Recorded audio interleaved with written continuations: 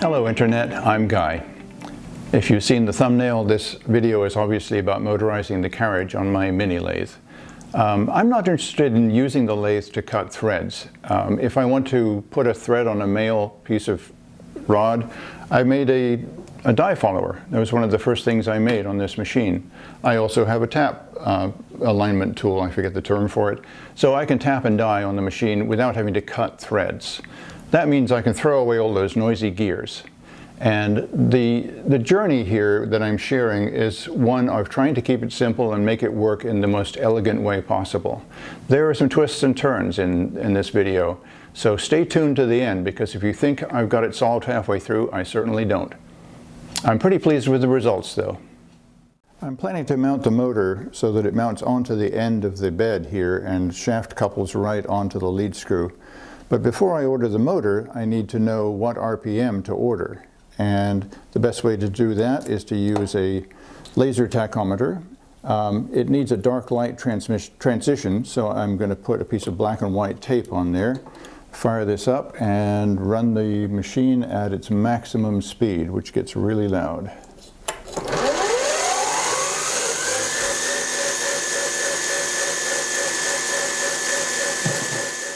So about 210 RPM. Boy, I'm not going to miss the noise of those gears. So my tachometer said 210 RPM, and I've decided to order this 260 RPM motor, which I can just couple directly across here and put a mounting bracket right onto the end of the lathe bed here. I think what I'm going to do though is I'm going to take off this nut and couple directly onto the shaft underneath it here. The nut comes off fairly easily. There's a hex screw inside of it like that. Just take it right off, and then I think I might flatten one edge of this threaded shaft here, and so then I can put a shaft coupling on with a screw right into it. So let's have a look at the schematic. Starting from left to right, we need to provide power, so I'm going to add a DC power jack, which will take one of these plugs. I've specified a power module that is more than double the anticipated maximum load of the motor. So I've specified 3 amps because the motor I think can draw over 1.5 amps under stall. Then we've got the motor speed controller here. This is this little module. I did a lot of research to find the ideal unit here, and you can get 2 of these for $8. It's kind of ridiculous. So power in, power out. You've got a speed knob that turns off when you want to turn it fully off. And this little item here is an automatic self-resetting fuse, otherwise known as a PTC thermistor. So anytime there's an overload, this thing gets hot and shuts off the circuit. Great little design. I did a lot of research to find this. I'm an electrical engineer, so I could have built one of these, but at this price, really? So then I wanted to find the ideal reversing switch, and I searched long and hard, and I found this one. This is really great because it goes forwards, off, and back, and it has nice little arrows. Some of the motor speed controllers will come with a reversing switch. So power, speed control, reversing, and then in here you have the limit switches at each end that will shut off the motor. So let's imagine just for a moment that you're running the motor with electricity going through the loop this way. If this switch opens, now the motor is going to stop. But if you didn't have a diode here and here, you would not be able to back it up again. But this diode allows the circuit to go back through and around the switch until the switch closes and moves off the limit switch. This is why you need 2 diodes in reverse operation from each other. So I want to do a quick explanation of how a motor reversing switch works. This is a DC power supply, so AC is coming in from the wall and coming out as 12 volts DC, which is the same thing as a battery. DC is direct current. It always goes in a particular direction. AC goes back and forth. So if you want to reverse a motor, you have to have a reversing switch with 2 opposite connections here crisscross. So you see a red wire goes across here, a black wire goes across here. If you move the switch over this way, the red wire is going to be connected to the red wire of the motor, and that way the loop is this way, and the motor turns this direction. Now I go to the center off position and flip over to the other direction. Now the red wire is coming in, connecting to the black wire, tucking underneath of here, and going to the black wire of the motor. Now it's turning the other direction. This type of switch, when you buy it as a commercial rocker or toggle switch, is known as a DP, DT center off switch. Double pole, double throw, center off. So that's the kind of switch you would be shopping for to reverse a motor on any kind of application like we're talking about today. I hope this helps. Now for the motor, I specified this motor, which is a very powerful gear motor rated for about 250, or I think it's 260 RPM. Let me see if it says on here. Yes, 260. I made these two stop blocks out of 1/2-inch aluminum plate. I'm going to show you details of how I made it, or you can skip past that part. But their purpose is twofold. One is when the carriage comes along, it'll hit the switch and stop the motor, but also then it will hit the stop block and stop the carriage in case just something goes wrong, but it's just like a safety there. So this obviously just tightens down with a regular hex wrench here and secures very tightly to the front edge of the lathe bed. So here's an overview of how I machined the little blocks that hold the limit switches. Note that the angle there where it rests on the lathe bed is not 90 degrees. I had to trace it off the lathe bed. I remember noticing on some other YouTube channel that someone was making a stop block for the lathe bed and found after experimentation that that angle was not 90 degrees. So my general plan here is to mark everything out in bluing on 1/2-inch aluminum stock and then mill down to the lines, and that's what I'm doing here. I'm punching the center for the bolt hole. This bolt will then secure the block to the lathe bed, so there'll be a cap screw that will get buried in that hole, as you will see shortly. Getting it all tapped in and doing a pre-drill. Lots of lubrication. Jumping up to a clearance drill. I'm using an M5 bolt. I like to keep all my bolts on the machine metric so that they're all within a metric set of wrenches that I can have handy. So now I'm drilling it out for the cap screw head. I'm looking over at my DRO because I've decided I wanted to go to 0.2 inches, which is the depth of the cap on this 5mm screw. Checking the bolt and making sure that the cap seats in nicely.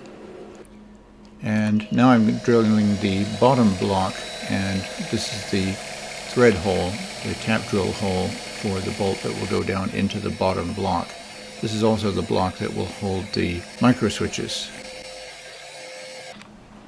Maintaining concentricity in the machine, I'm using the spring-loaded tap guide in the top of the tapping handle there. So now I can tap that M5 thread into this lower block, which also supports the micro switch, as I mentioned earlier.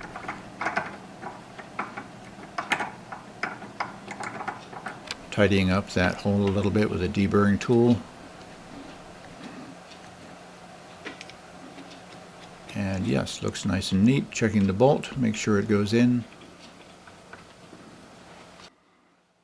Now I'm punching the centers for the two 256 bolts that will secure the microswitch to the lower block.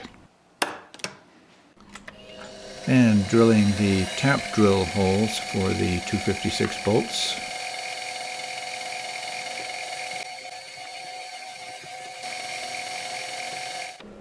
And now I'm using my spring-loaded tap centering tool again to tap these 256 holes. They are really tiny and you have to be really careful not to break the tap with these.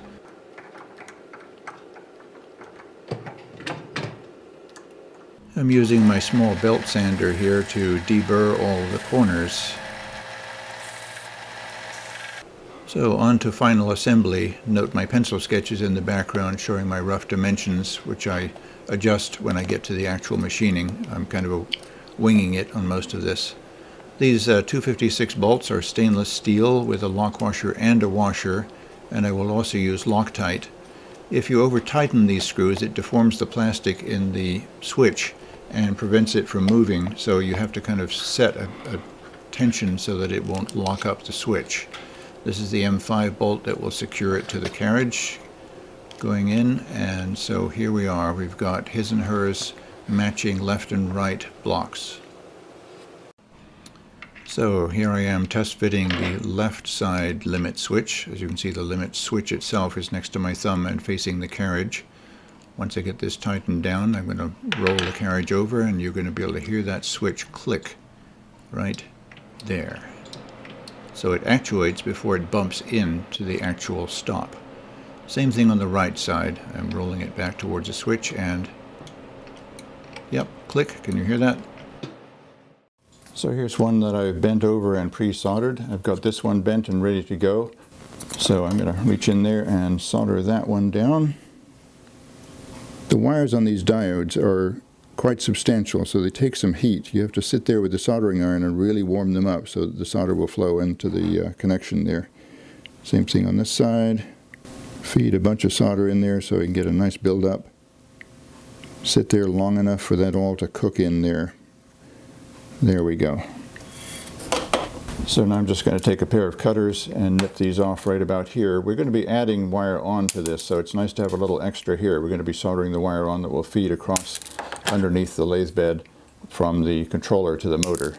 So to mount the motor, I've marked up a scrap of aluminum and drilling it out, opening up a big hole for the motor shaft to come out, and then making a quick coupler just for testing purposes. Okay, so here's the moment of truth, firing up the motor, and a bit of a wobble there, we'll figure that out. Drop in the carriage. Uh-oh, not enough power. Okay, back to the workbench, literally. This is a huge 24 volt DC gear motor and a 24 volt 5 amp power supply. Links to both of these are below. These motors are designed to open doors. I mean, literally moving doors like in supermarkets and what have you. So let's fire it up here. I've got it all wired up. If you turn this knob on, you see a little red light comes on here, so that lets you know that it's active. Now, of course, the reversing switch is in its middle position. Going forwards, stop, reverse, nice positive detents on this motor. So now if I run it all the way up to full speed, I can use my digital tachometer here and see how fast it's going, and it's around 240 or so RPM. I've seen it go a little bit higher, but that's a very respectable speed for this lead screw, so I'm very happy with that. Now, to connect it to the nut on the end of the lead screw, I'm going to use a 14mm socket with a drill socket adapter, which I've cut down. I just cut this down with a angle grinder. And then I've made a quick temporary test collar to mount it to the motor. Okay, so I have the motor and power supply just sitting there ready with the couplings all set up. I'm going to offer up the motor now and see what happens. This will just slide right onto the nut here. And I've got the speed set moderately and forward drive. Yes, it is coupled here. And I can stop and reverse. So I've got this big chunk of aluminum bracket that a friend gave me a while ago, and I'm starting to get the motor bolted onto it. It's got bolt holes all over the place, but I'm using these two bolts, which are metric M6, I believe. So this now will slide on with the coupling right there, and now I've got a cutout for the tailstock to be able to slide out and clear on its way out. And then I'm going to drill holes right in here and bolt it straight onto the end, and I think this is going to work out fine. The other thing is I'm going to have to cut out my little shelf, my little tool shelf, but that's no big deal. This is the mounting bracket that I've made to mount the motor to the end of the lathe. There's two M6 bolts that will go through these holes here and bolt it to the end of the bed, and then right here are the two holes that will go into the motor plate, mounting plate. I just wanted to mention that when I was first working with aluminum and metal, all I had was a hacksaw and a file, like a lot of people. And eventually I graduated to a 14-inch woodworking bandsaw and a 6-inch wide belt sander. And incrementally moved to being more and more professional and precise. And of course now I have a mini mill and a mini lathe. But I reverted back to my old techniques here and made this entirely with a woodworking bandsaw and a large belt sander, and also I have a little tiny 1-inch wide belt sander as well, so I could sand into some of these details here. So this is kind of rough and ready, but it's precise enough that all I really needed is most of these tools here. I used a machinist caliper here, marker, a couple of machinist squares, tape measure. Really simple stuff, transfer punches. So, you know, you can do it at any level. I'm going to actually paint this and make it look a lot nicer because, you know, it looks a little rough in the final finish here. But, you know, a couple of coats of primer and paint and it'll look great. The only paint that I could find in my aerosol can collection was Hammertone, black Hammertone, which actually looks pretty good. This is dry and ready to mount. Here's the control panel I've built. There's the speed knob obviously on the left, a blue indicator that lets you know that it's active, and then I used a much smaller left, forward, right switch with a stop position in the middle. I just didn't like that big switch. It was too clunky and hard to use and mechanical. So here's the inside, the small switch on the inside. You can see the crisscross wires for reversing, the blue LED, and then the speed control circuit. And I brought out a little wire from what was originally a red LED on the speed control board out to have a cool blue LED.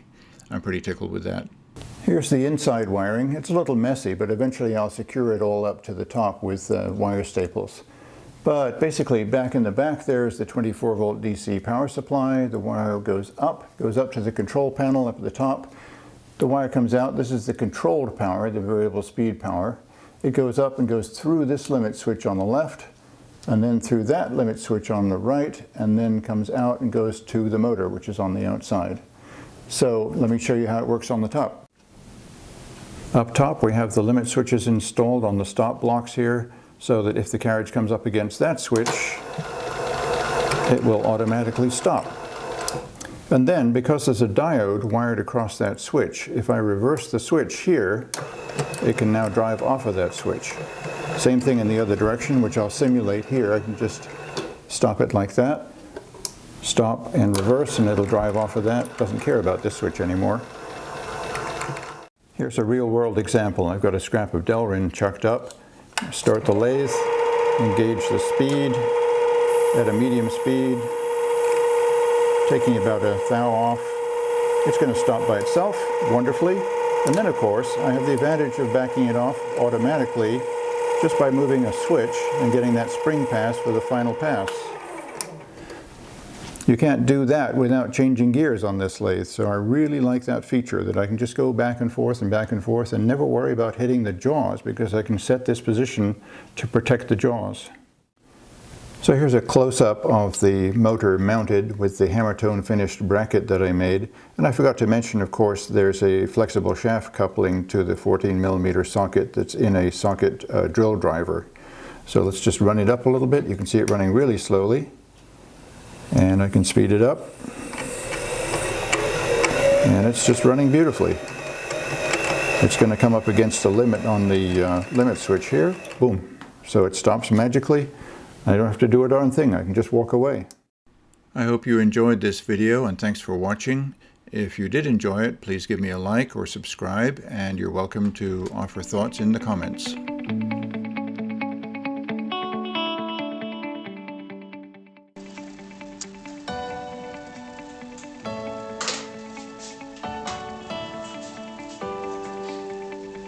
Hello Internet, I'm Guy. Hello Internet, I'm Guy, and this video is about motorizing. Hello Internet, I'm Guy. This video, as you might have seen from the thumbnail, is about motorizing the carriage on my Mini Lathe.